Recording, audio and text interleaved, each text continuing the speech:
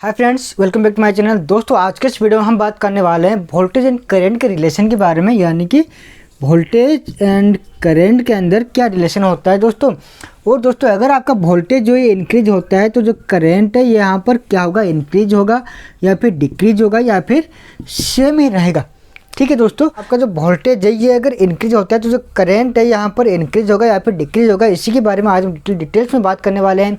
तो दोस्तों, आप इस वीडियो को आखिर तक देखते रहिए। और दोस्तों, अगर आप हमारे चैनल पर नए हो तो हमारे चैनल को सब्सक्राइब जरूर कर लेना और नोटिफिकेशन पाने के लिए बेल आइकन पर जरूर क्लिक कर देना। सब्सक्राइब का बटन आपको नीचे रेड कलर का मिल जाएगा, वहाँ पर दबा दीजिए और घंटी बटन को भी दबा देना। चलिए दोस्तों, वीडियो शुरू करते हैं। जब भी कोई लोड लेते हैं, ठीक है, तो हर एक लोड में क्या होता है कि कुछ रेजिस्टेंस होता है।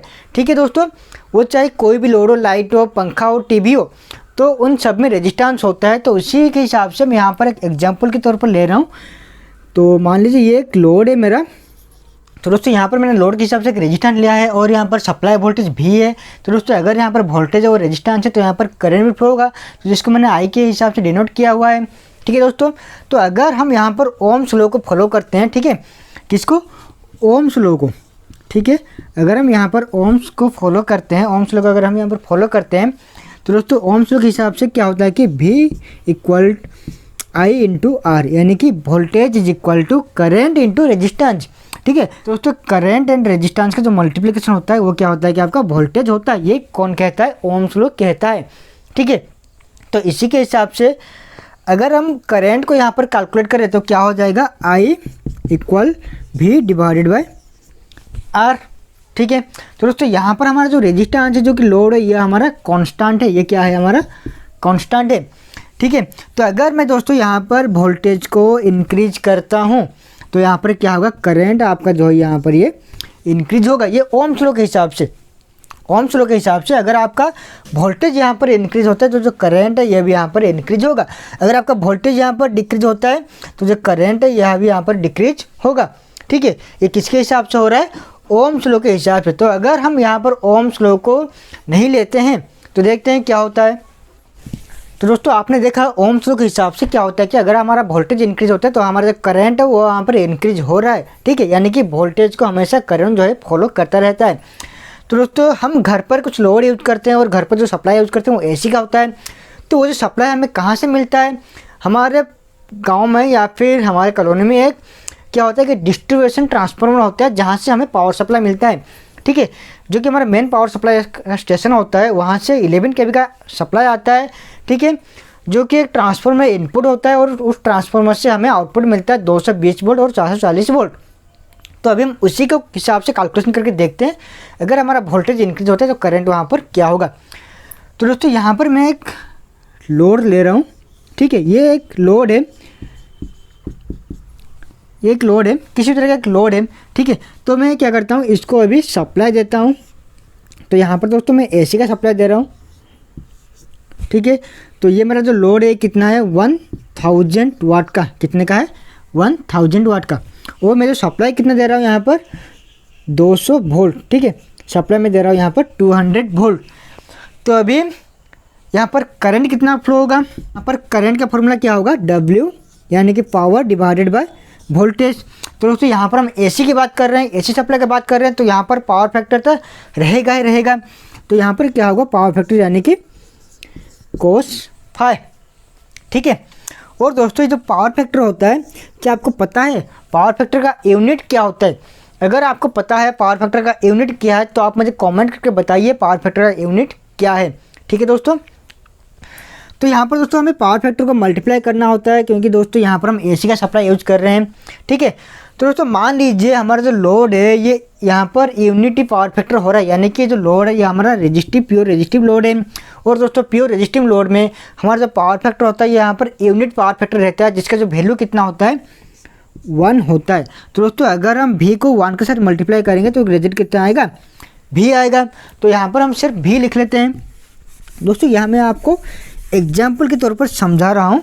ठीक है, तो जो पावर फैक्टर है ये आपका लोड के हिसाब से वेरी करता है। ठीक है, तो दोस्तों यहाँ पर हमारा पावर कितना आ रहा है, 1000 वाट, और वोल्टेज कितना आ रहा है, 200। तो हमारा जो करंट यहाँ पर कितना आ जाएगा आपका, 5 एम्पियर। ठीक है, तो यहाँ पर करंट कितना आ रहा है आपका, 5 एम्पियर। ठीक है, तो दोस्तों अगर मैं यहाँ पर वोल्टेज को क्या करता हूँ, इंक्रीज कर देता हूँ। ठीक है, तो देखिए यहाँ पर कितना है, 200 वोल्टेज था, तो यहाँ पर मैं किसको कर लेता हूँ, कितना, 400 वोल्ट। तो यहाँ पर जो करंट है ये कितना हो जाएगा आपका 2.5। तो 200 वोल्टेज में हमारा करंट कितना था, यहाँ पर 200 वोल्टेज के पास हमारा करंट था कितना, 5 एम्पेयर। तो इसको मैंने कर दिया 400 वोल्ट का, तो अभी करंट कितना हो जाएगा 2.5 एम्पेयर। तो आपने देखा अगर मैं यहाँ पर वोल्टेज को इंक्रीज करता हूँ तो जो करंट है यहाँ पर मैं डिक्रीज हो रहा है। लेकिन दोस्तों आपको मैंने क्वेश्चन आ रहा होगा, जो लोड है इसका कैपेसिटी होता है 200 वोल्टेज का, तो इसको तो हम 400 वोल्ट नहीं दे सकते। तो यहाँ पर ये बात कैसे हो रहा है, तो दोस्तों मैं आपको और एक तरीके से यहाँ पर समझने की कोशिश कर रहा हूँ। ठीक है, तो दोस्तों जो सप्लाई हमें आता है 200 वोल्ट या फिर 220 वोल्ट का एसी आता है, ये कहाँ से आता है, एक डिस्ट्रीब्यूशन ट्रांसफार्मर से। ठीक है, तो ये जो डिस्ट्रीब्यूशन ट्रांसफार्मर होता है ये कैसा होता है, देखिए मैं आपको बताता हूँ। तो दोस्तों अगर हम यहाँ पर ट्रांसफार्मर की बात कर लेते हैं, तो यहाँ पर क्या होता है कि अगर आपका वोल्टेज इंक्रीज होता है तो आपका जो करंट है यहाँ पर डिक्रीज होता है। ठीक है, तो दोस्तों ये मेरे पास एक ट्रांसफार्मर है जहाँ पर इसका जो इनपुट है वो कितना है, 11 kV का होता है आपका। ठीक है, और दोस्तों इसका जो आउटपुट होता है ये आपका निकलता है 220 वोल्ट और 440 वोल्ट। ठीक है, इसका जो आउटपुट कितना निकलता है 220 वोल्ट एंड 440 वोल्ट, ये आपका हो गया एक ट्रांसफार्मर।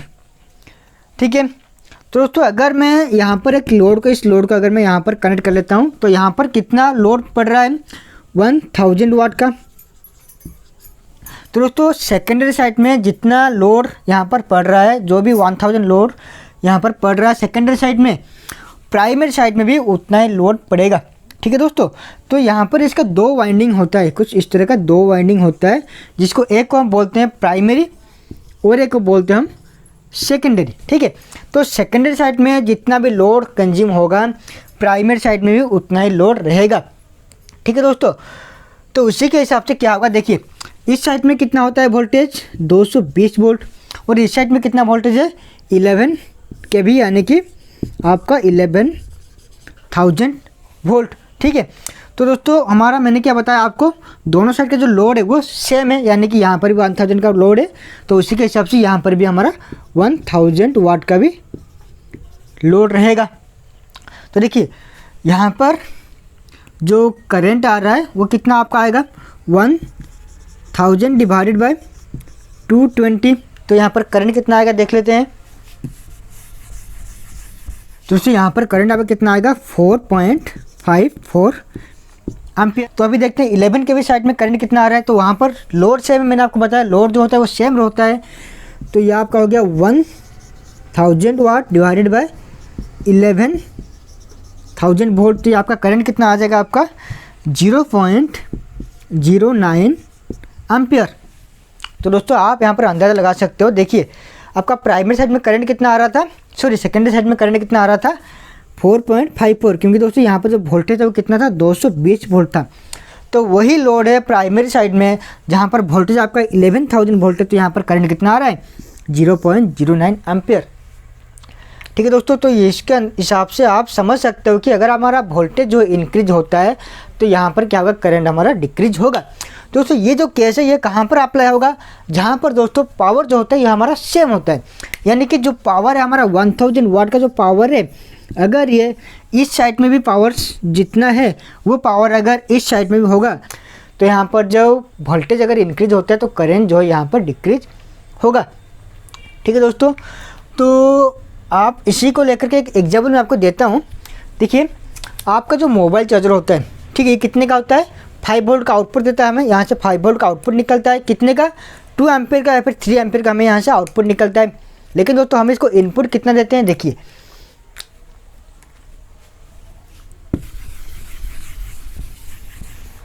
तो दोस्तों अभी हम चार्जर की बात कर रहे हैं, तो यहाँ से हमें आउटपुट कितना मिलता है 5 वोल्ट एंड 2 एम्पियर का हमें आउटपुट मिलता है। लेकिन दोस्तों हम इसको इनपुट कितना देते हैं 220 वोल्ट, 220 वोल्ट का इनपुट देते हैं। तो यहाँ पर लिखा हुआ होता है करंट कितना, आप देख सकते हो, देखिए इसका लिखा हुआ है जो इनपुट करंट है 0.3 एम्पियर का। ठीक है। तो यहाँ पर हमें इनपुट कितना दे रहे हैं, तो दोस्तों यहाँ पर हमें आउटपुट कितना मिल रहा है 5 वोल्ट का, लेकिन वहाँ पर करंट कितना है 2 एम्पीयर का। तो उसी के हिसाब से हमें आउटपुट मिल रहा है 2 एम्पीयर का, लेकिन दोस्तों उसी के हिसाब से हमारा जो इनपुट साइड का जो करंट है यहाँ पर देखिए कितना आ रहा है 0.3 एम्पीयर, क्योंकि दोस्तों यहाँ पर जो वोल्टेज है ये यहाँ पर ज़्यादा है, ठीक है। तो इसी के हिसाब से हम इसको बोल सकते हैं, अगर हमारा जो वोल्टेज है ये अगर इंक्रीज होता है तो जो करंट है ये हमारा क्या होगा, डिक्रीज होगा। तो दोस्तों अगर आपको कोई क्वेश्चन पूछता है वोल्टेज इंक्रीज होने पर करंट डिक्रीज होगा या फिर इंक्रीज होगा, तो आप उसे आसानी से जवाब दे दीजिए। अगर हम ओम्स लॉ को फॉलो करते हैं तो वहाँ पर अगर वोल्टेज इंक्रीज होता है तो जो करंट है ये भी यहाँ पर इंक्रीज होगा, अगर वोल्टेज वहाँ पर डिक्रीज होता है तो करंट जो वो भी वहाँ पर डिक्रीज होता है। लेकिन दोस्तों अगर हमारा पावर सेम है और हम ओम्स लॉ को फॉलो नहीं करते हैं तो वहाँ पर क्या होगा, अगर हमारा वोल्टेज इंक्रीज होता है तो जो करंट है ये भी यहाँ पर डिक्रीज होगा, अगर वोल्टेज डिक्रीज होता है तो जो करंट है ये यहाँ पर इंक्रीज होगा। अगर आपको कोई डाउट रह गया हो मेरे इस वीडियो में तो आप मुझे कमेंट कीजिए, मैं आपको बता दूंगा। अगर आप चाहते हो किसी के ऊपर वीडियो चाहते हो तो आप मुझे कमेंट कीजिए, मैं उसको वीडियो बना दूंगा, ठीक है दोस्तों। अगर आपको वीडियो पसंद आया है तो लाइक कमेंट जरूर कर देना और दोस्तों शेयर भी जरूर कर लेना। अगर आप हमारे चैनल पर नए हो तो हमारे चैनल को सब्सक्राइब करना मत भूलेगा। दोस्तों आज के लिए बस इतना ही, अब फिर मिलते हैं अपने नए वीडियो में कुछ नए ज्ञान के साथ।